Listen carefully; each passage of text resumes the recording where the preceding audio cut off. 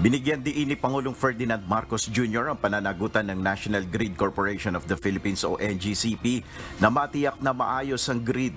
Sa isang video message, binanggit ng Pangulo na hindi nagampanan ng husto ng NGCP ang kanilang trabaho dahilan para magresulta ng malawakang brownout sa isla ng Panay noong Enero 2. The National Grid Corporation of the Philippines, NGCP, had a crucial 2-hour window to prevent the system collapse, as highlighted by the Independent Market Electricity Operator of the Philippines, or IMO. Regrettably, during this period, NGCP failed to resort to manual load wrapping, resulting in the crisis that we are facing now. Ayon sa Pangulo, nangyari na rin ito sa naturang lugar noong April 2023 at nangako ang NGCP na tatapusin ang Panay, Negros, Cebu interconnections pagsapit ng Agosto 2023. Dahil dito iniutos ng Pangulo ang rate reset review sa NGCP upang matiyak na nakakasunod ito sa kanyang obligasyon.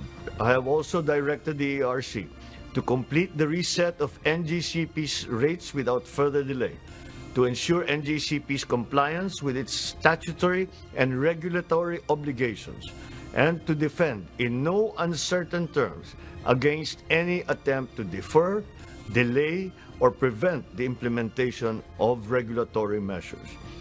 Ayon pa kay PBBM, bagamat nagbalik na ang supply ng kuryente sa lugar, ay nagdulot na ito ng perwisyo sa mga residente, kabuhayan at naisapanganib ang mga nangangailangan ng healthcare.